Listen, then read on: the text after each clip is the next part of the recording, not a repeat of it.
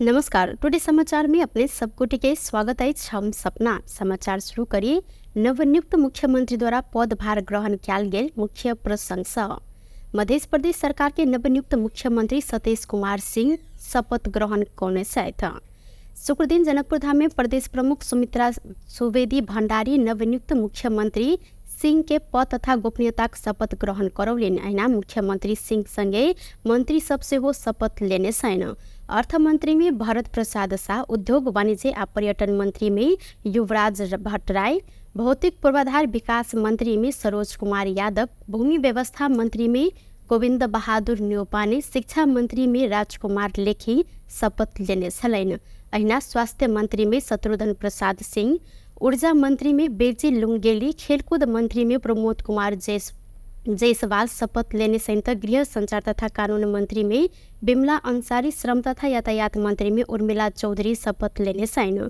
वन तथा वातावरण मंत्रालय की जिम्मेवारी मुख्यमंत्री अपने सम्हार जिक्र किया गेल छ। जनमत पार्टी के सांसद सिंह संविधान के धारा 168 के उपधारा 2 बमोजिम शुक्र दिन मध्य प्रदेश के मुख्यमंत्री में नियुक्त भेल साथ। सिंह जनमत के साथ नेकपा एमाले, माओवादी केंद्र, एकीकृत समाजवादी, नागरिक उन्मुक्ति पार्टी आ नेपाल संघीय समाजवादी के समर्थन में मुख्यमंत्री में दावी पेश केने छलैथ। ऐसा पहले के मुख्यमंत्री सरोज कुमार यादव बुध दिन प्रदेश सभा में विश्वास के मत नहीं पेने बाद प्रदेश प्रमुख भंडारी नया सरकार गठन के लिए बहुमत सहित दावी पेश कर शुक्र दिन भिनसर धैर्य के समय देने छलिन। सर्लाही सप्रहरी करीब 16 क्विंटल गांजा बरामद केलक अछि। जिला के किछ भाग में लागू औसत गांजा के उत्पादन, प्रशोधन, भंडारण आ बिक्री वितरण भ रहल सूचना के आधार में मध्य प्रदेश प्रहरी कार्यालय लागू औसत नियंत्रण ब्यूरो जनकपुर शाखा के समन्वय में जिला प्रहरी कार्यालय सर्लाही, इलाका प्रहरी कार्यालय लालबंदी आ सशस्त्र प्रहरी बल नेपाल के 10 नंबरगन सर्लाही के संयुक्त टोली लालबंदी नगरपालिका 14 से गांजा बरामद केने अछि। इलाका प्रहरी कार्यालय लालबंदी के प्रहरी निरीक्षक सुजन पाठक टीन के ड्रम आ प्लास्टिक के बोरा में गांजा भेटल जानकारी देने छैन। ओ गांजा राखल गेल 16टा ड्रम, 1टा मशीन बरामद समेत कयल गेल अछि। घटना संबंधी थप अनुसंधान भ रहल जानकारी देलैन। उक्त ऑपरेशन में नेपाल प्रहरी के दिश से प्रहरी उपरीक्षक के कमान में 80 गोटे आ सशस्त्र प्रहरी बल के दिश से सशस्त्र प्रहरी नायब उपरीक्षक के कमान में 45 गोटे सुरक्षाकर्मी खटल छल। काठमांडू के नक्साल स्थित बाल मंदिर के जगह प्रकरण में बाल संगठन के पूर्व उपाध्यक्ष के नियंत्रण में लेल गेल अछि। नेपाल प्रहरी के केंद्रीय अनुसंधान ब्यूरो CIB शुक्र दिन पूर्व उपाध्यक्ष तुलसी नारायण श्रेष्ठ के नियंत्रण में लेनी अछि। श्रेष्ठ के नियंत्रण में लेल गेल SP होविंद्र बोगटी द्वारा जानकारी सेहो देल गेलै। नेपाल बाल संगठन के हानि नोकसानी पहुंचाव उद्देश्य से 2049 से 72 साल धरि बेर बेर न्यून रकम में समझौता केने ओ जोड़ी आयल छल। 2079 साल में समापन होब समझौता सेहो बदनीयत रूप में म्याद समाप्त नहीं भ नवीकरण कयल गेल आरोप रहल अछि। नक्साल में रहल करीब 29 रोपनी जगह वार्षिक 1 करोड़ 9 लाख रुपया तीर जेहन पिछला समझौता अनुसार लीज में देल गेल छल। ऐना एहि जगह में विभिन्न गतिविधि संचालन कयल गेल आरोप में 20 गोटे विरुद्ध वैशाख 27 गते पकड़ाव पूर्जी समेत जारी कयल गेल छल।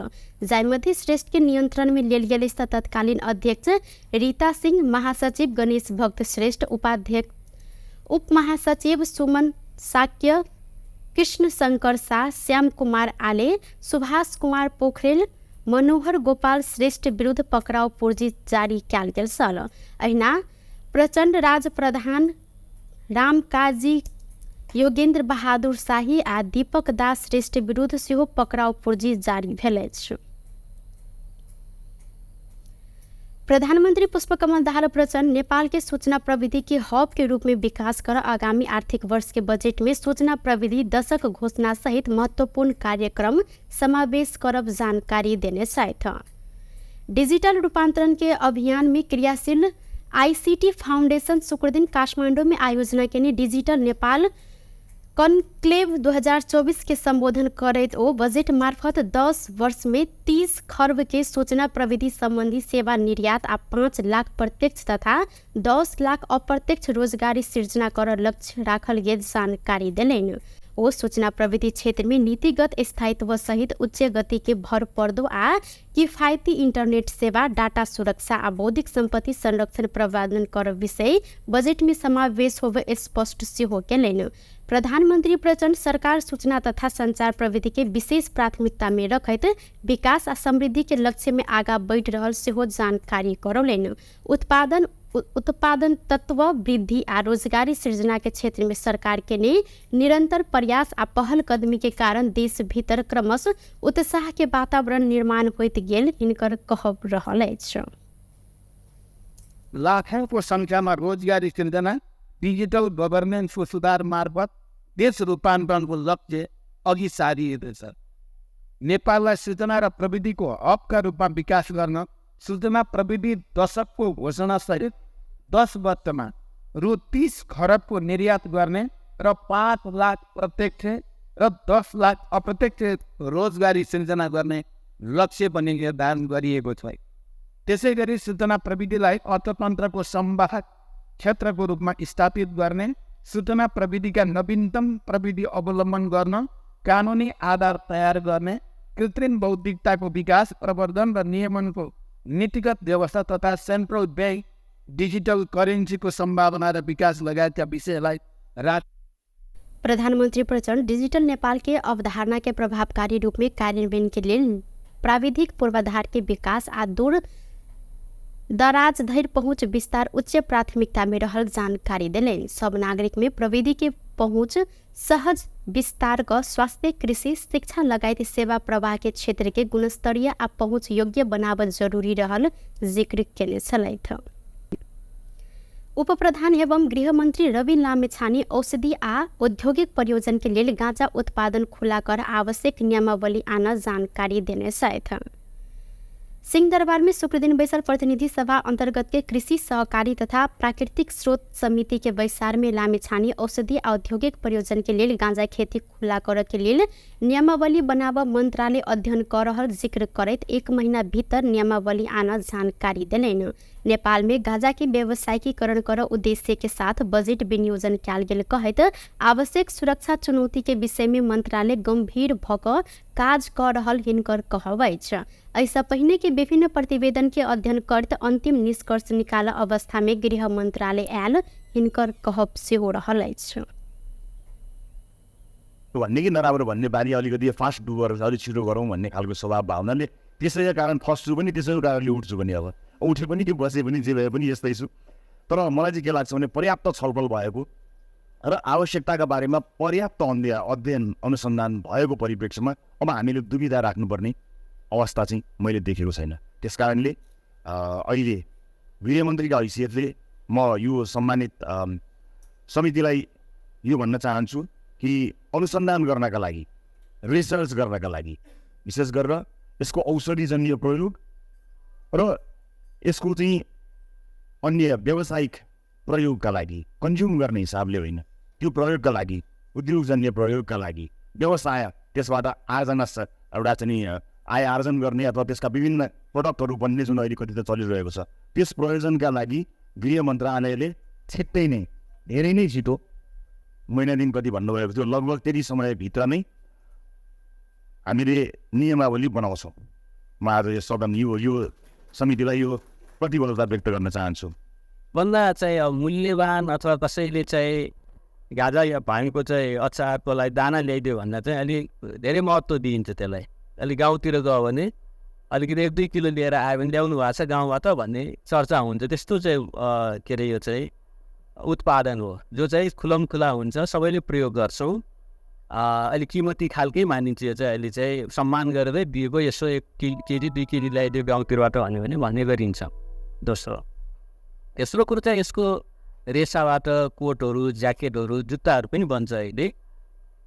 अल्लो या भाङ अथवा गाजाको रेसाबाट असाध्यै उपयोगी छ। मेरो आफ्नो जिल्लाबाट त कम्तीमा 8-10 करोडको त रेसा नै निर्यात हुन्छ।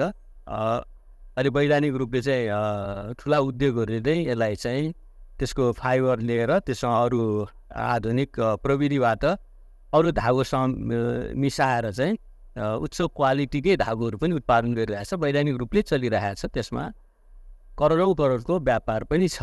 यो छ र गाउँतिर गएर पुरानो परम्परागत चाहिँ अर्थतन्त्रमा हेऱ्यो भने 1 केजी गाजा या भाङको चाहिँ दाना बैसार समिति सदस्य सब व्यवस्थित रूप में गाजा उत्पादन के खुला क्याल जाए तो देश के आर्थिक अवस्था के सेहो सहयोग है धारणा रखने सलेन। यद्यपि यही कारण हो सक नकारात्मक अवस्था के नियंत्रण कर राज्य आवश्यक कानून बनाए हिनकर सबके सुझाव सेहो रहल अछि। महिला बाल बालिका तथा ज्येष्ठ नागरिक मंत्री भगवती चौधरी मानव बेचबिखिन तथा ओसार पोसार नियंत्रण ऐन 2064 के जल्दीय संशोधन कर कार्यान्वयन कर जानकारी दिलिन्।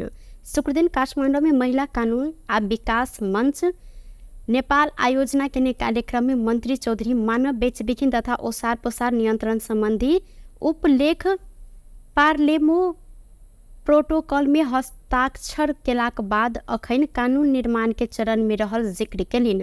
नेपाल सन 2020 जून 16 में पार्लेमो प्रोटोकॉल में हस्ताक्षर केने सल। संबंधित मंत्रालय संघ के समन्वय में ऐन कानून संशोधन के प्रक्रिया आगा बढ़ल जिक्र करैत ओ पार्लेमो प्रोटोकॉल अनुमोदन कैल गेलाक बाद 9टा कानून सब बनाब पर जिक्र केलैथ। एहि मध्ये सेहो प्रमुख कानून मानव बेचबिखिन तथा ओसार पोसार संबंधी रहला से ऐन संशोधन प्रक्रिया के जल्दी आगा बढ़ाव जानकारी कराउने छिन्। त्यो कानुनहरूलाई भिडाएर त्यसमा पनि नजिरहरू भिडाउँछ। नजिरहरू भिडाउँदाखेरि इभिडेन्सहरू त्यसमा केसहरू बहस हुँदाखेरि त्यसको इभिडेन्सहरू भिडिया छ छैन भन्ने कुराहरू त्यो कुराहरू राख्ने हुँदाखेरि अलिकति कानुनले ढिलो गरे हो। छिटोभन्दा छिटो 1-2 हप्ताभित्र सायद दियो। यसलाई पनि क्याबिनेटको एउटा मिनी क्याबिनेटहरू हुन्छ, विधेयक समिति, आर्थिक समिति, सामाजिक कुनसँग रिलेटेड कानुन हो यो हाम्रो विधेयक शाखा विधेयक समितिभित्र पस्छ। विधेयक समितिले पनि त्यहाँ चाहिँ सबै राष्ट्रिय योजना आयोगदेखि लिएर तपाईको रिलेटेड मन्त्रालयहरू हामीसँग रिलेटेड मन्त्रालय अब यसै बुझ्दै हेरौँ हामी श्रमको। कार्यक्रम में महिला कानून आ विकास मंच के कार्यकारी निर्देशक अधिवक्ता सबिन श्रेष्ठ नेपाल पार्लेमो प्रोटोकॉल अनुमोदन केने बाद 9टा कानून में संशोधन कर पर अवस्था भिलो प अखन धरि मानव बेचबिखिन तथा ओसार पोसार ऐन मात्रै संशोधन के लिए आगा बढ़ल अवस्था रहल जानकारी दिलैन। संचार तथा सूचना प्रविधि मंत्री रेखा शर्मा देश के निर्वाचन प्रणाली के कारण संघ में राजनीतिक स्थिरता कायम हो नहीं सकल जिक्र केने साथ। शुक्र दिन काठमाडौँ में डिजिटल नेपाल कनक्लेव अंतर्गत के पावर संवाद सत्र में ओ देश के संवैधानिक व्यवस्था निर्वाचन प्रणाली के कारण संघ में बेर बेर सरकार परिवर्तन हो अवस्था आयल आ राजनीतिक स्थिरता समेत कायम हो नहीं सकल जिक्र केलिन्। कोनो एकटा पार्टी के बहुमत नहीं रहला अवस्था में मिलकर सरकार बनाब पर अई विषय के अन्यथा रूप में नहीं बुझ सेहो ओ जानकारी दिलैन। मंत्री शर्मा केंद्र के सरकार सुशासन के पक्ष में दृढ़ता के साथ ठाड़ भेल जिक्र करते देश के परिवर्तन प्रति सकारात्मक भाष्य सृजना कर सफल भेल दावी सेहो केलिन्। अहिना ओ आगामी आर्थिक वर्ष के बजेट में सूचना प्रविधि क्षेत्र के उच्च प्राथमिकता दैत सूचना प्रविधि दशक घोषणा हैत जानकारी करौलिन्।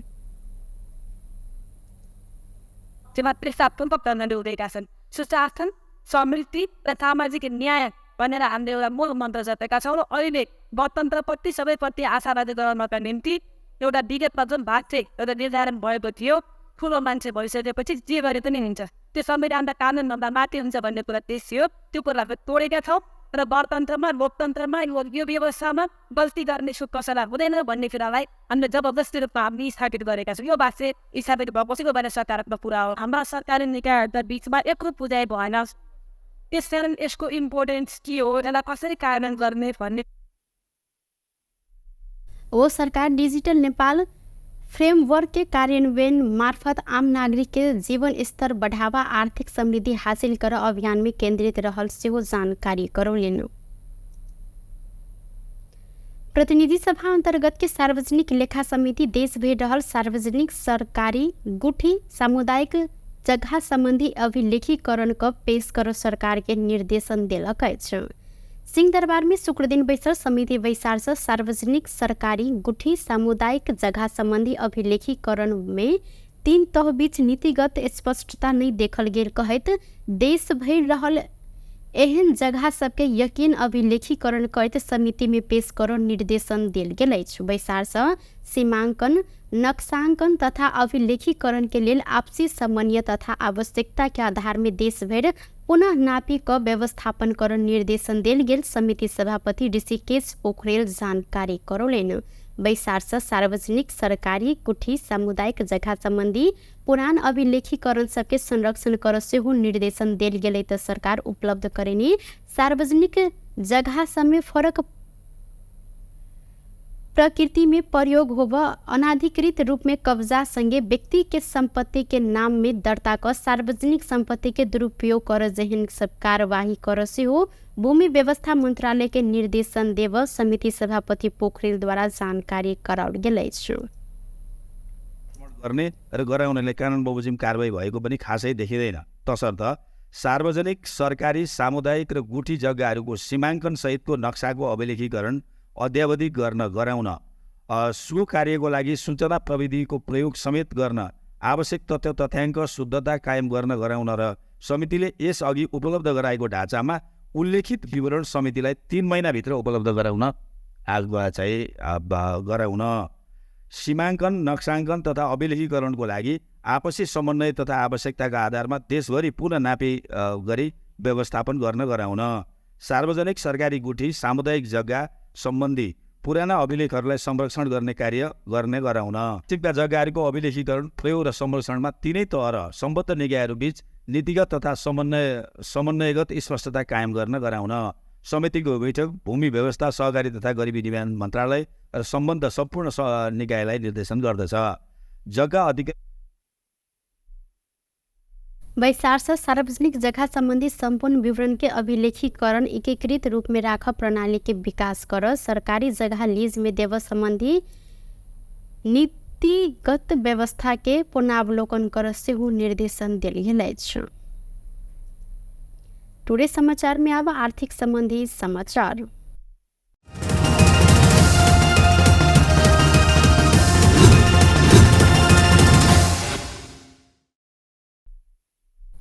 सोन के दाम फेर से बढ़ल अछि। नेपाल सोन चानी व्यवसायी महासंघ के अनुसार शुक्र दिन सोन के दाम तोला के 1000 रुपया से बढ़ल अछि। ऐसे पहिने बृहस्पति दिन छापाबार सोन तोला 1,44,000 रुपया में कारोबार भेल त शुक्र दिन तोला के 1,45,000 रुपया में कारोबार भ रहल अछि। ऐना तेजाबी सोन तोला के 1,44,300 रुपया निर्धारण कयल गेलै।